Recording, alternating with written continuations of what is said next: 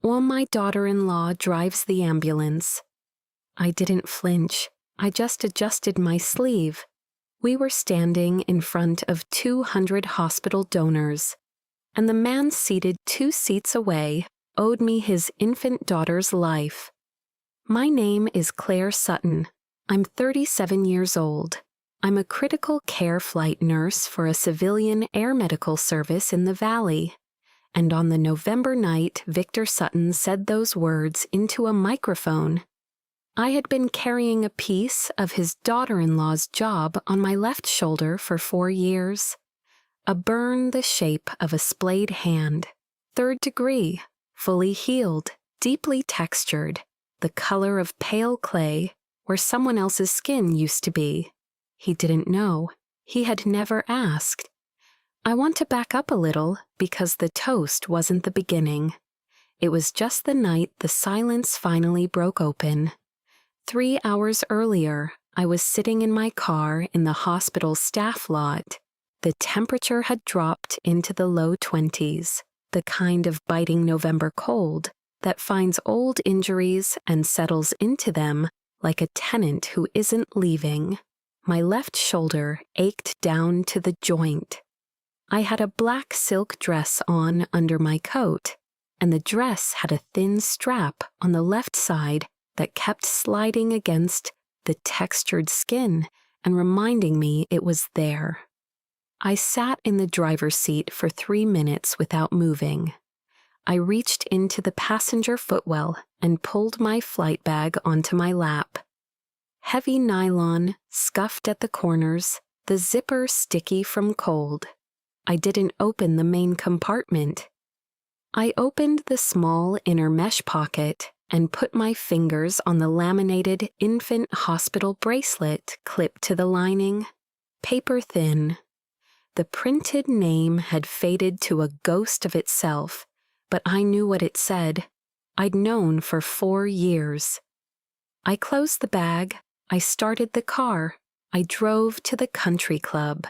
I should say this honestly. I knew when I married Mark that being a Sutton meant making myself smaller at his father's table.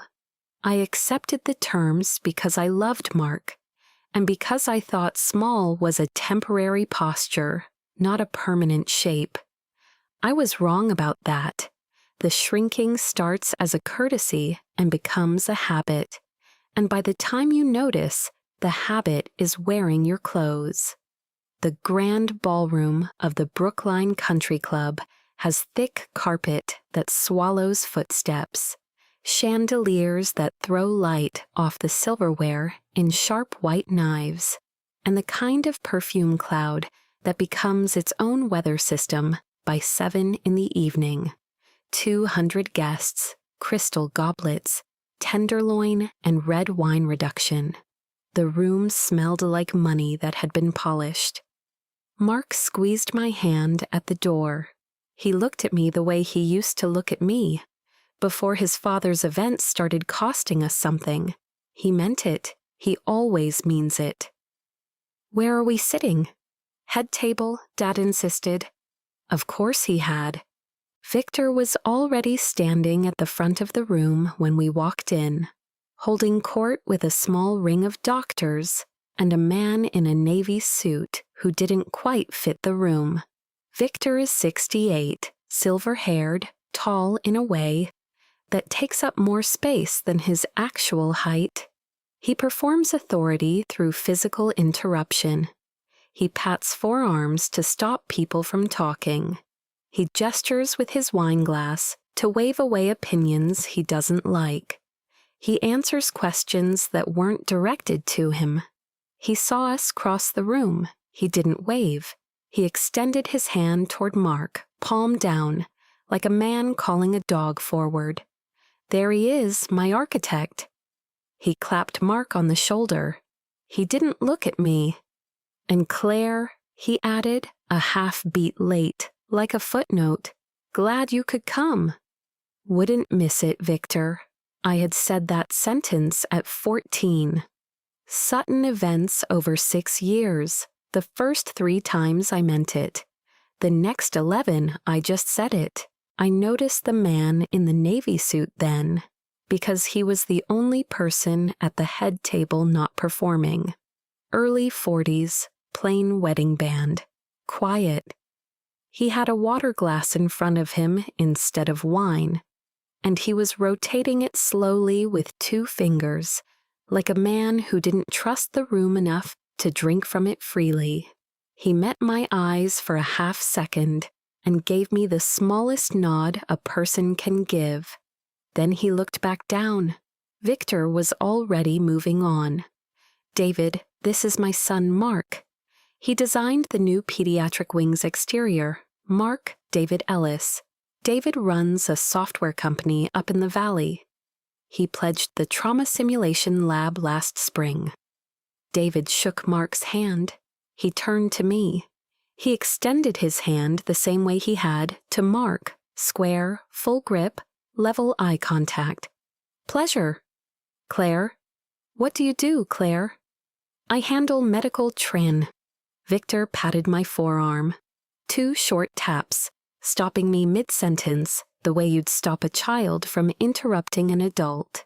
"Claire's in transport," he said, smiling at David. "She's a sweet girl.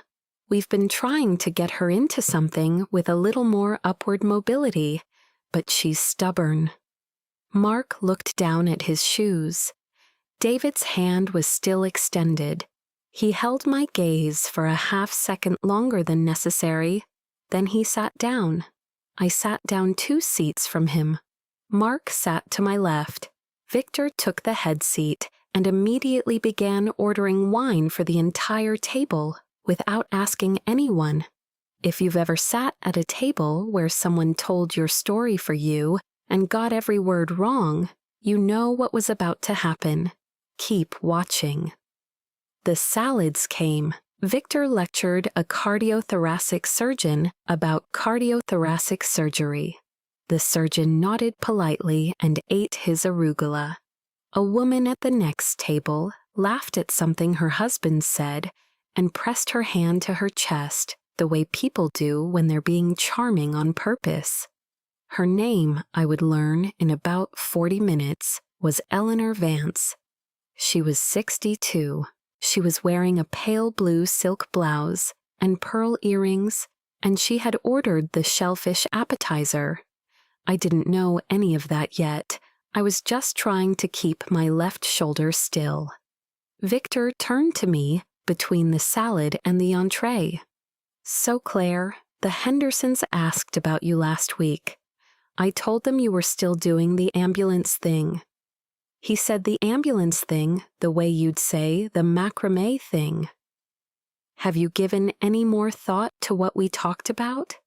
Sarah Henderson knows a woman at the pharmaceutical rep firm. Decent hours, real benefits." "I have real benefits, Victor." He smiled. He patted my forearm. "Of course you do, dear." Mark stared at his salad fork. I reached across my body and tugged the left cuff of my dress down over the edge of my collarbone with 2 deliberate fingers. Stiff rotation. The wince stayed inside my face. Nobody at that table would have caught it. Nobody at that table was looking. The entree came. Tenderloin, rare in the center, a glossy reduction pooled on the white plate. The man to David's right asked me conversationally what routes I drove. "I handle medical transport," I said. "Like between hospitals?" "Sometimes." "That's nice," he said, and went back to his wine. I ate 4 bites of prime rib. I drank water. I did not speak again until the toast. Victor stood up at 8:15. The lights dimmed slightly. A microphone was passed up to the head table by a young woman in a black vest. Victor took it with the comfortable hand of a man who has held a lot of microphones in rooms that paid him to hold them. "Friends," he said, "colleagues, healers." A small ripple of laughter. The good kind, the kind that's already on your side. Tonight is about the real medical professionals in this room. The men and women who go into the operating theater at 2 in the morning and bring people back. Dr. Mira Halston, who chairs our cardiothoracic program. Dr. Bennett Cole, who rebuilt the trauma wing from the studs. My own son Mark, who designed the building those miracles happen inside. Applause. Mark raised his water glass an inch off the table. And of course, Victor said, his voice softening into the warm chuckle he uses when he's about to be cruel. We have to acknowledge the supporting cast, the people who fetch the patients so the real doctors can do the heavy lifting. My daughter-in-law Claire, for example, drives the ambulance. 200 faces turned toward me. Some of them were smiling, the polite reflex smile that good guests are trained to deliver on cue. She gets the patients to the door, Victor said, so the actual medical professionals in the room can take it from there. We've all got our part to play. A few people laughed. Most just sipped. I reached across my body. I tugged the left cuff. I did not flinch. Mark stared at his salad fork like it was the only object in the room. David Ellis, across the table, set down his water glass very slowly. He didn't laugh. He didn't smile. He looked at me, and then he looked at Victor, and then he looked back at his water glass like a man trying to keep something carefully contained inside his own rib cage. Victor finished his toast. He thanked the donors. He raised his glass. The room raised its glasses. Somewhere a string quartet began playing something light and forgettable. Victor sat down. He turned to me and patted my forearm, 2 taps, the same way you'd reassure a child that the shot didn't hurt that much. Good sport, Claire. They love a little humor. I did not answer him. I picked up my fork. I want to tell you something that the room didn't know, because the audience watching me from the outside should know it now, even if the people at that table never will. Victor thought moving patients meant driving a van. He had spent 6 years building a version of me in his head that fit between 2 streetlights on a city block. He didn't know what it meant to keep a failing heart beating at 2,000 feet. He didn't know what fuel smells like when it's burning inside a cabin you can't open.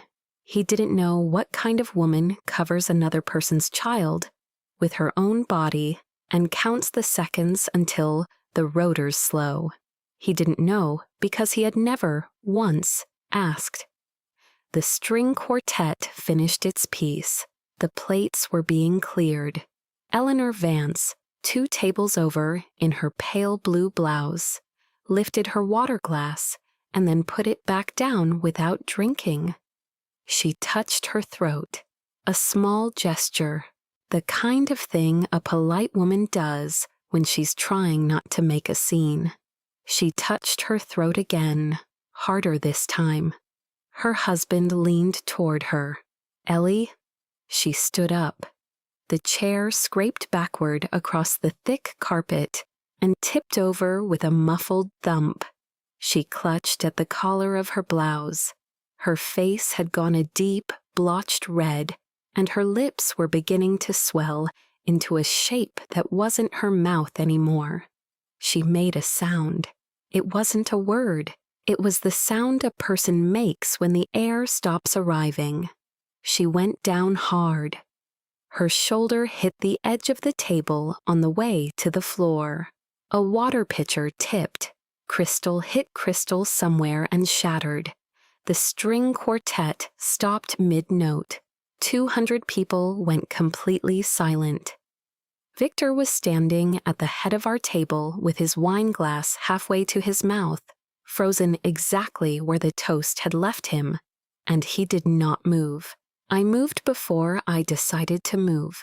The chair was behind me, and then it wasn't. My knee hit the carpet somewhere between Victor's table and the Vance's. I shoved the centerpiece $400 of white peonies and eucalyptus off the tablecloth with the back of my forearm. It hit the floor and rolled.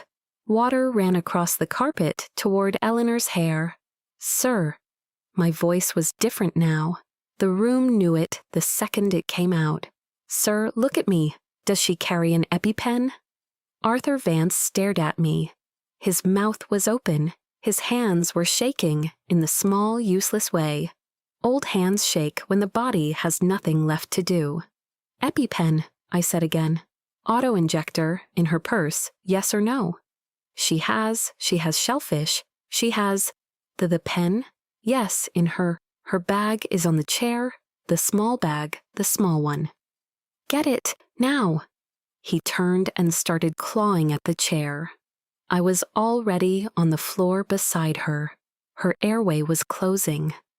I could hear it in the wet, rasping pull she was making against her own throat. Her tongue was thickening. Her pulse under my fingers was fast and thin, and getting thinner. The thick suffocation of perfume in this room, the smell of the spilled red wine reduction, soaking into the carpet under my left knee, the chandelier overhead throwing white light across the side of her face. Her left earring, a small pearl, lay against her cheek where it had come loose. "Ma'am, my name is Claire. I'm a critical care nurse. I'm going to help you. I need you to try to stay with me." She couldn't answer. Her eyes were beginning to roll back. Arthur was on his knees beside me with the small leather bag. He couldn't open it. His fingers were not working. I took it out of his hands without looking at him, found the auto-injector by feel, popped the cap with my thumb against my palm, and drove the needle through the fabric of her dress into her outer thigh. I held it there. I counted to 10 in my head. "Ma'am, you're going to feel this in about 30 seconds. I need you to keep breathing for me." I tilted her head back. I cleared her airway with 2 fingers. I leaned down and listened. Her chest rose, barely. "Good, good. Stay with me." I put 2 fingers on her carotid. The pulse fluttered, hesitated, and stopped. "Pulseless," I said out loud. To nobody, to the room, to myself. "Going to compressions." I straightened my arms. I locked my elbows. I placed the heel of my right hand on the center of her sternum, my left hand over it, and I pushed. 2 inches, 110 a minute. The way I have done it 300 times in the back of a moving helicopter on a stretcher pinned against a bulkhead, with a flight helmet vibrating against my skull and the rotors thudding through the floorboards under my knees. 1, 2, 3, 4. The crystal goblets on the Vance's table were trembling. The thin, clear ring of them shaking against each other was the only other sound in the ballroom. 200 people stood in a perfect circle around us and did not breathe. 12, 13, 14. Someone was kneeling across from me. I registered him peripherally. A dark suit, a folded white napkin still clutched in one hand. He set the napkin down on the carpet beside Eleanor's head and put 2 careful fingers under her jaw to hold the airway open the way someone does who has been trained, once, a long time ago, to help. "Tilt her chin up another ½ inch," I said. He did. 20, 21, 22. The compressions were doing what compressions do to a body in a formal dress on a ballroom floor. Her shoulders moved with every push. The thin satin strap on her left side slid sideways. The thin satin strap on my left side slid sideways. I felt the cool air on my collarbone before I understood what had happened. The seam of my own dress, stitched for a woman who sits still at dinners, had given up under the work of a woman doing chest compressions. The fabric slipped down off my shoulder and hung against my upper arm. I did not stop counting. 28, 29, 30. I leaned down, sealed my mouth over hers, gave 2 breaths, watched her chest rise, and went back to compressions. 1, 2, 3. The man across from me had gone completely still. I felt it before I saw it. The way his hands stopped adjusting her jaw, the way his shoulders locked. I glanced up once between counts. He was not looking at Eleanor anymore. He was looking at my left shoulder, at the splayed hand shape burned into the skin from the base of my throat, down across my collarbone and out toward the curve of my deltoid. 4 years healed. The texture of it like wax that had cooled in a hurry. The fingers of the print slightly spread, the way a hand spreads when it is being pressed flat against something soft to shield it. His face had gone the color of the tablecloth. Wait, his voice was very quiet. Stop, turn your shoulder. I can't stop, I said. Compressions. Turn your shoulder, please. Sir, I am keeping her alive. He didn't argue. He just kept staring. His mouth opened and closed once. Then he said to me very quietly, November, 4 years ago, life flight out of Cedar Ridge. My hands did not stop moving. 1, 2, 3, 4, but something in my chest went cold and wide. Yes, I said, the fuel line. Yes, you were the nurse. Yes. He sat back on his heels. He looked at the room. He looked at the 200 people standing in their tuxedos and their dark dresses around the body of his friend's wife. He looked at Victor, who had finally lowered the wine glass and was holding it against his hip, like he had forgotten it was in his hand. He looked at my husband, who was standing 6 feet behind Victor, with both of his hands pressed flat against the back of an empty chair. David Ellis spoke loud enough for the whole room to hear him.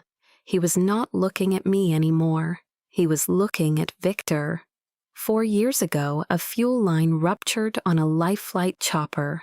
The nurse on board covered my infant daughter with her own body while the cabin burned. She took the fire. My daughter didn't. That scar is from my baby's back. He paused. His voice did not shake. It just got quieter, which was worse. My daughter is 4 years old. She is alive because of the woman doing chest compressions on Eleanor right now. The woman you just introduced as the girl who drives the ambulance. Somewhere in the back of the room, a woman put her hand over her mouth. 48, I said under my breath. 49, 50. Victor's wine glass slipped 2 inches in his fingers, and he caught it against his thigh. Claire, he said. Claire, I wasn't aware of the specifics. I gave 2 more breaths. I checked the carotid. There was a pulse, thready, real. She's back, I said to David. Keep her airway. EMS is how far out? Somebody at the back of the room said, 3 minutes. 3 minutes. I sat back on my heels for the first time since I had hit the floor. I pulled my dress strap up over my shoulder with my left hand. The fabric covered the scar again. I held it there. I looked up at Victor. He was still trying to find a sentence. His mouth was moving the way Arthur's had moved a few minutes ago, when there was no air for the words. Claire, this is obviously I would have, if I had known the full picture of the work you never asked, I said. It came out flat.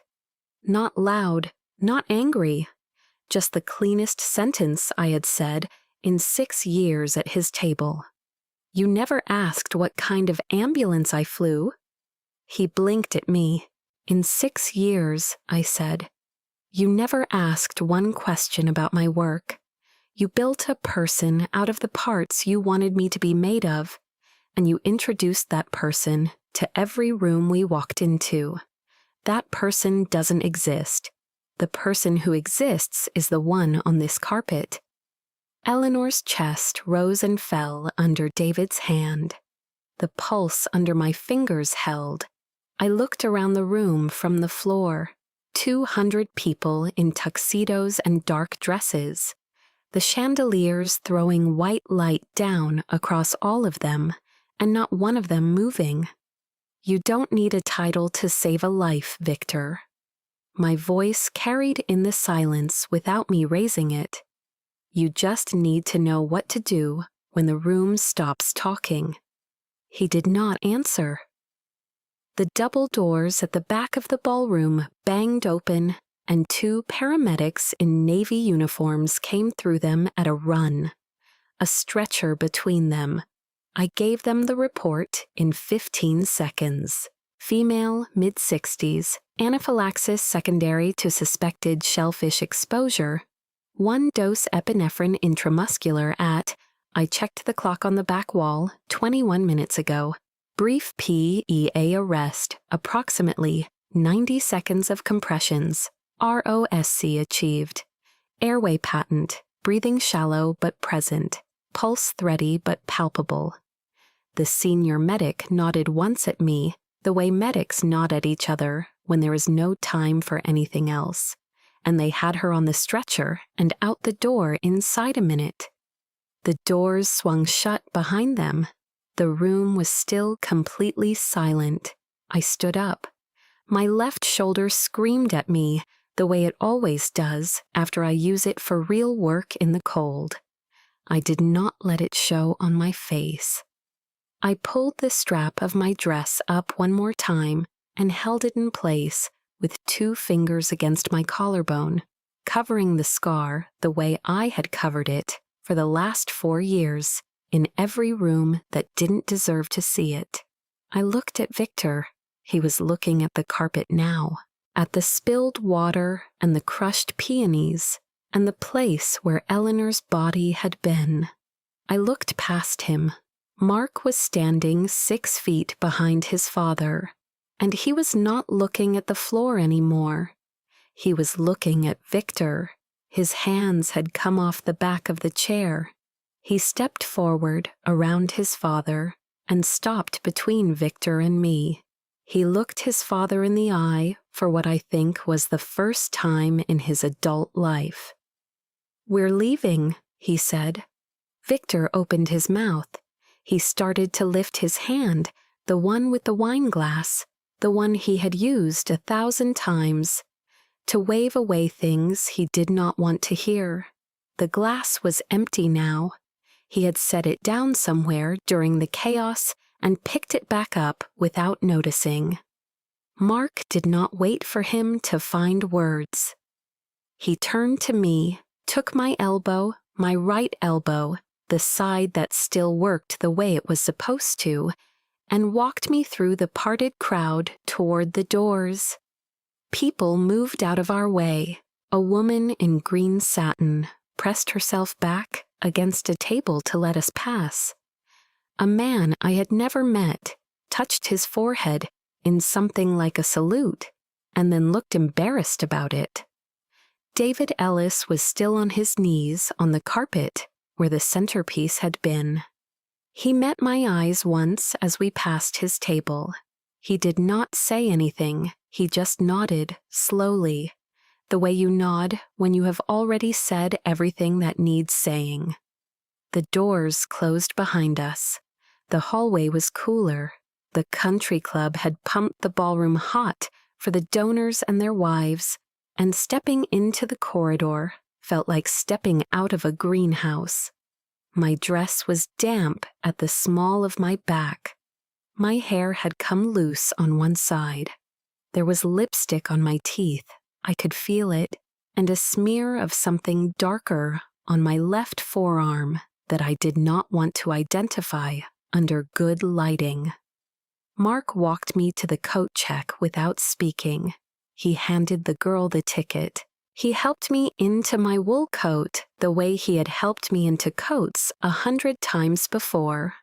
But tonight he was careful with the left side. He lifted the collar over the strap of my dress. He smoothed it down across the shoulder where the scar was.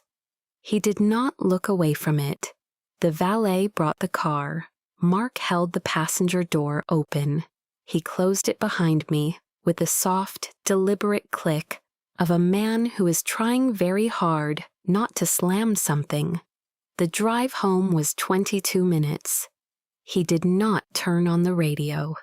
I watched the November fields slide past the window, the dark shapes of barns and silos and the occasional porch light, and I let my shoulder ache the way it wanted to ache. I did not hide the wince when I shifted in the seat. There was no one in this car I had to perform for anymore. About halfway home, Mark said, "I should have stood up 6 years ago." I did not answer right away. I watched a single set of taillights ahead of us pull off onto a side road and disappear. "You should have," I said. He did not try to defend himself. He did not offer the excuse I had been waiting to hear for most of our marriage, the one about how complicated his father was, the one about how he had grown up learning not to push back. He just kept driving. His hands stayed at 10 and 2 on the wheel. His jaw worked once. That was the whole conversation that night. When we got home, he carried my flight bag in from the back of the closet, where I always set it ready for the next shift, and put it by the door. He had never touched that bag before. He had walked past it for 6 years. He set it down gently, the way you set down something that belongs to someone who matters. The first text from Victor came in at 11:47 that night. "Claire, let's talk about this. I think there's been a misunderstanding. I read it. I did not reply." The second came in at 7:14 the next morning. "I wasn't aware of the specifics of your situation. We should have a conversation as a family." I read it. I did not reply. By Wednesday, there were 9 of them. By Friday, there were 14. They moved through the predictable stages: confusion, defensive explanation, a round of corporate-grade apology that read like it had been drafted by a publicist. Then frustration. Then, finally, the one that came in on Saturday afternoon. Just 2 words: "Please, Claire." I read it standing in the kitchen with a cup of coffee going cold in my hand. I looked at it for a long time. Then I set the phone face down on the counter and went to pack my flight bag for Sunday's shift. I did not delete his number. I did not block him. I just did not answer. That, I decided, was the shape of it. Not a door slammed. A door simply not opened. He could stand on the other side of it as long as he wanted. The news about the pledge reached me on Tuesday of the following week. I was in the crew lounge at the base, drinking coffee out of a paper cup, and Devin, one of the flight medics I had worked with for 3 years, came in with his lunch and set it down across from me and said, "You hear about the gala money?" I said I had not. He told me what he had heard from his sister-in-law, who worked in hospital development. The board had met on Monday morning. They had voted, quietly and without minutes, to decline the Sutton family pledge, $2.5 million. The official language was something about reassessing donor alignment with institutional values. The unofficial language, Devin said, was that several of the trustees had been in the ballroom that night, that 2 of them had personally witnessed what happened, and that nobody on the board was willing to put their name on a wing of the hospital funded by a man who had publicly mocked the woman who saved Eleanor Vance's life. Eleanor Vance, it turned out, was the sister of one of the trustees. Devin chewed his sandwich and watched me over the top of it. You knew, right? I knew about Eleanor, I said. I didn't know about the sister. Small valley, small valley. He went back to his sandwich. I went back to my coffee. The pager on my hip stayed silent for another 40 minutes, and then it did not. I worked a double that Saturday. Sunday morning, Mark drove me to the base. He did not have to. I had driven myself to the base in the dark before dawn for 6 years. He had never offered. He had never asked. That morning he came down the stairs in jeans and a sweatshirt, with his hair still wet from the shower, and picked up my car keys off the counter and said, "I'm taking you."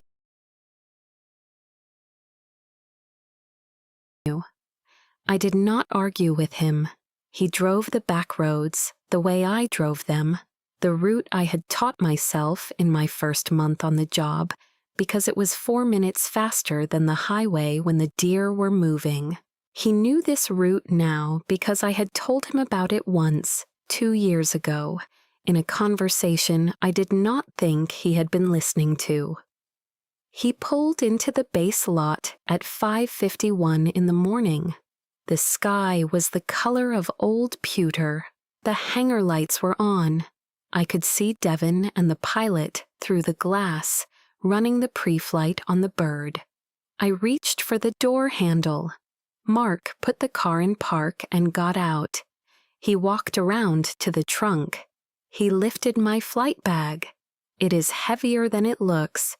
There are things in it that civilians do not think about. Spare gloves, a second headset, a laminated card of dosages I have memorized but carry anyway, because the day I stop carrying it is the day I will need it. A folded jumpsuit, trauma shears, and clipped to the inside of the mesh pocket where it has been for 4 years. A paper-thin plastic hospital bracelet with faded ink that I have never shown to him because he never asked to see it. He carried the bag across the lot. He carried it all the way to the edge of the helipad, to the line painted on the concrete that civilians are not supposed to cross. He set it down there. He did not try to come further. He knew somehow, without me telling him, that the helipad was mine and not his. He stood with his hands in his pockets in the cold. "I'll be here when you land," he said. I picked up the bag. I walked across the painted line. The cold on the tarmac was the cold I knew. Jet A in the air, sharp and clean. The smell of de-icer on the concrete. Devin raised a hand to me through the open cabin door. The pilot, a woman named Reyes, whom I had flown with for 2 years, gave me the thumbs up from the left seat. I climbed in. I clipped in. I pulled the helmet down over my hair and the visor down over my eyes. I plugged the comms into the panel and the static came alive in my ears. The small electronic hiss that has been the sound of my real life for 15 years. I reached into the mesh pocket of the bag.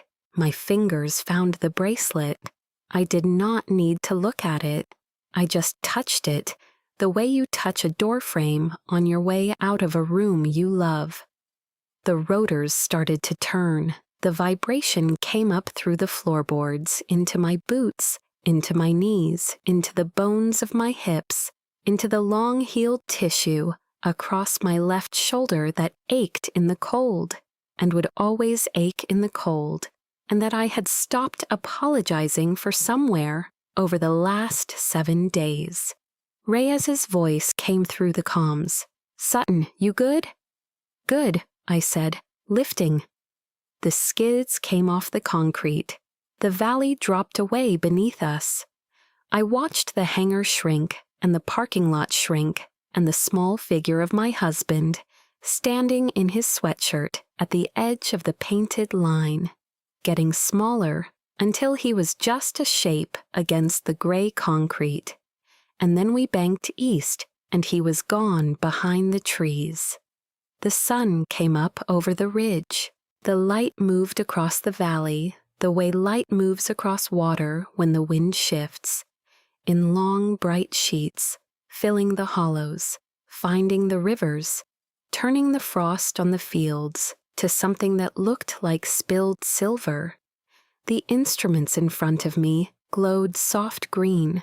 Reyes hummed something under her breath that the comms picked up and broadcast to all of us, and Devin laughed in the back, and the helicopter found its altitude and held it. 2,000 feet. The same altitude where I had kept a stranger's heart, beating 4 years ago while the cabin around me burned.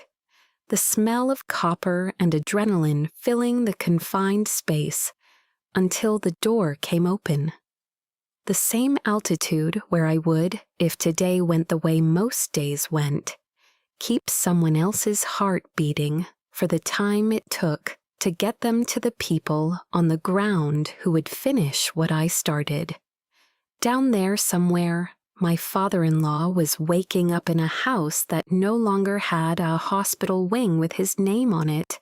Down there somewhere, my husband was driving home alone on the back road I had taught him. Down there somewhere, a 4-year-old girl who did not know my name and never would, was eating cereal at a kitchen table because her father had taken off his jacket on a country club carpet and told a silent room what a scar meant. I did not need any of them to see me up here. I tightened the strap of my helmet. I checked the bracelet one more time with 2 fingers through the mesh. Up here, the sky doesn't care what they call you. It only cares if you can fly, if you've ever shrunk yourself at someone's table, because loving the person beside you meant swallowing what their family thought of you. I'd like to know. Leave a comment and tell me where you're watching from tonight. Tell me the name nobody used for you and the name you actually answer to. I read them. I read all of them. And if you haven't subscribed yet, go ahead and do that now, because there are more stories like mine waiting, and I think you already know whether you need to hear them. The rotors are still turning. I'll see you on the next flight.